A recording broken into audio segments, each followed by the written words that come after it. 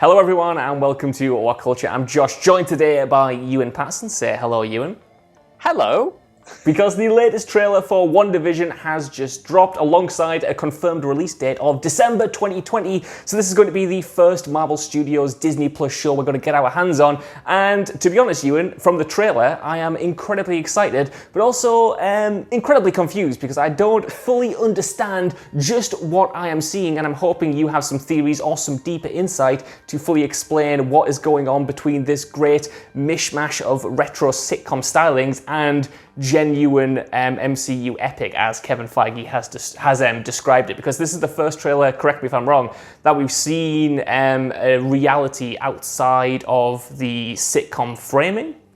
Mm-hmm. Yes, you're correct. It's the first time we actually get a glimpse of what's kind of going on here. You know, we kind of... The whole theory all along was that this show would be taking massive inspiration from Tom King's and Vision comic, which isn't set in an alternate reality. That just involves, you know, Vision kind of basically trying to adjust to a suburban lifestyle, and it goes horrendously wrong. But tonally, the two projects are very similar. There's that kind of... Lynchian blue velvet, sinister undertones beneath the suburbia type thing going on here. And for Scarlet Witch in particular, this is really exciting because lots of connotations to sort of the House of M, which is a massive storyline in the comics where basically Wanda, after suffering severe trauma, desperately tries to bring back her children and ends up altering reality, the sheer fabric of reality completely.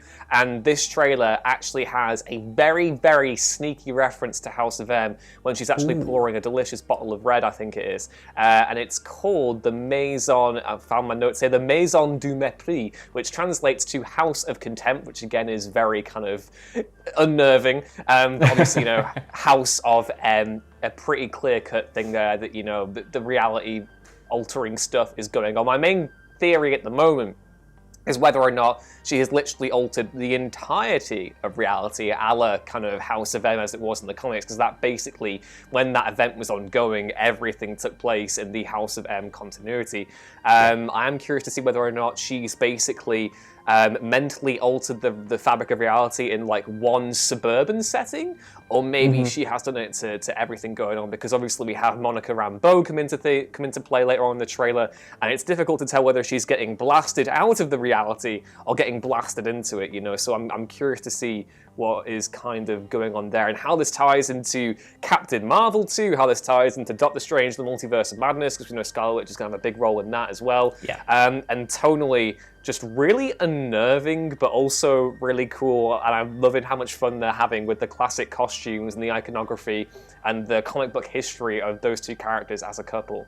Totally. I mean, you mentioned unnerving a lot there, and for me that was the main takeaway from this trailer. Even though it had, you know, like the comedic elements to start with, I think it was very much focused on the horror, the horrific underbelly to this kind of scenario that has been concocted, whether or not it's, you know, in the Marvel reality as it is, and Scarlet Witch has sort of changed the fabric of it, like you said, or if it's just something that's happening, you know, in an isolated incident in her mind or whatever. Like, there were a few moments in the trailer that gave me kind of like goosebumps or chills, I suppose. There's that moment where Vision is kind of like saying, like, you know, when he's told that he's dead, essentially, you know, am I dead because you're dead? I thought that was so cool. And the repetition at the beginning on the dinner table where the guy's kind of like banging the thing and you can sort of see everything's not computing. Vision doesn't know how they've moved here. They're all wrapped up in this kind of strange, happy reality. But my big question is, like, this is set after Endgame, and I'm, you know, obviously there's 5 years between Vision died in Infinity War and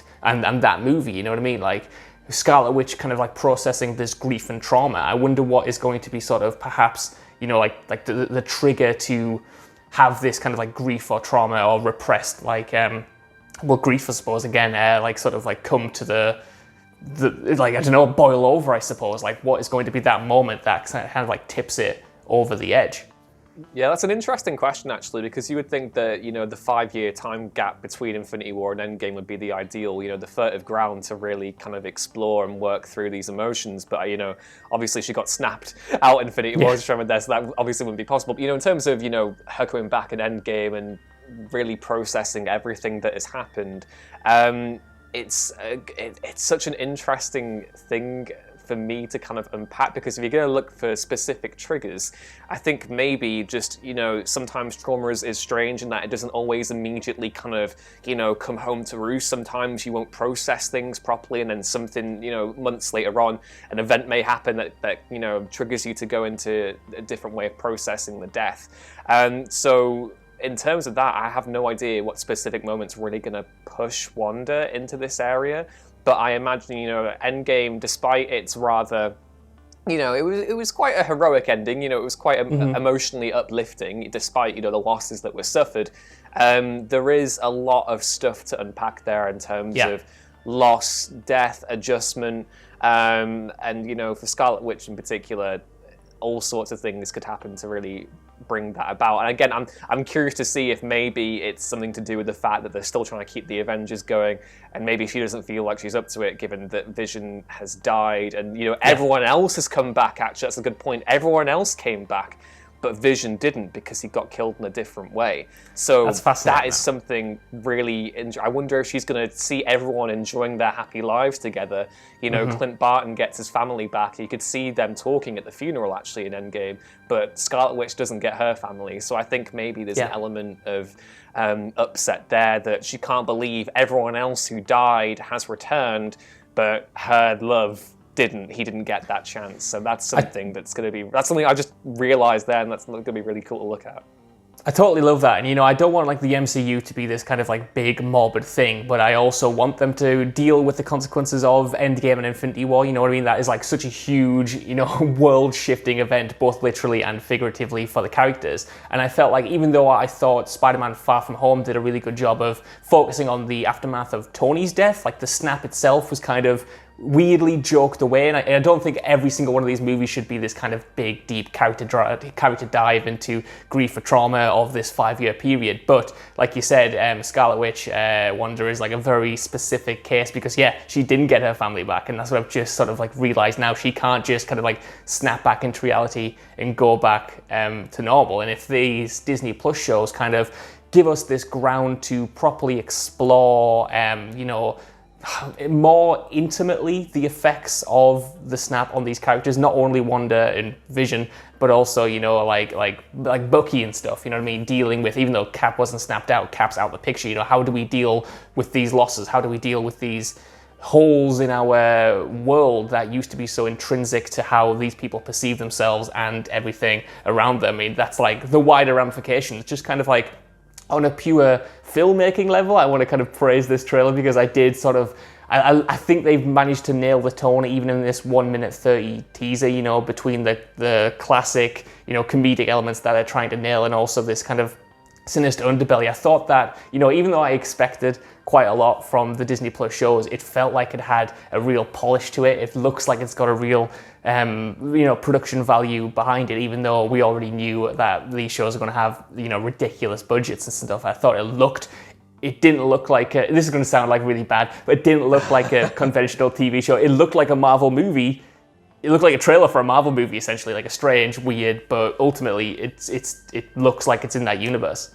I mean, that's the thing that Disney really have to nail with these, is the seamless blend. If they're really serious about making these TV shows an integral part of the MCU and getting everyone to kind of buy into that idea, the transition between both kind of, not mediums, but formats really has to be seamless. And again, I totally agree, watching this, that moment where the Vision is flying around, it looked like it was from a film. So, and again, obviously, TV has been boasting massive movie production quality for years and years now. This isn't exactly new news, but in terms of special effects and making that transition between the two look effortless and seamless, this trailer definitely does a good job at that. And again, I was really underestimating this show. I think I was very excited about it. My main excitement one is still Hawkeye coming in the future, and then obviously Falcon and Winter Soldier to come, which I believe was meant to release first, but because it has something to do with Black Widow, they can't release it until Black Widow is out, I think is the rumor at the moment.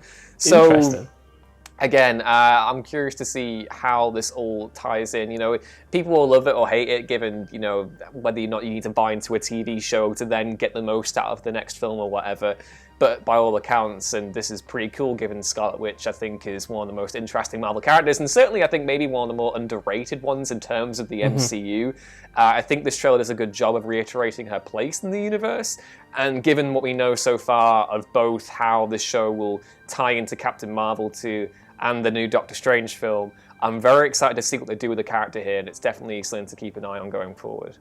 Yeah, 100%. Like, you know, I was always excited for it just because of the sheer concept of it, but now going off this trailer and actually listening to what you've had to say about it, I'm interested in the ramifications of it, how it's going to tie into the wider MCU, because for me it was Falcon and the Winter Soldier. That was the TV show I was most looking forward to see how that would you know, affect the rest of the universe, I suppose, going into the rest of Phase 4 and Phase 5. But for me, you know, like the potential ramifications of Scarlet Witch's, you know, powers on reality itself. Like, I want to see how that plays out, and if it plays out in a substantial way. But I want to know what you guys think down in the comments below. What did you think of the WandaVision trailer? Are you excited for December? And has this made you super excited for Disney Plus's slate of Marvel shows? While you're down there, could you give us a like, share, subscribe, and head over to whatculture.com for more lists and news like this every single day. Even if you don't, I've been Josh. You can follow me on Twitter at JoshBring with 2 O's, joined by Ewan Patterson, who you can follow on Twitter at Ewan Ruins Things.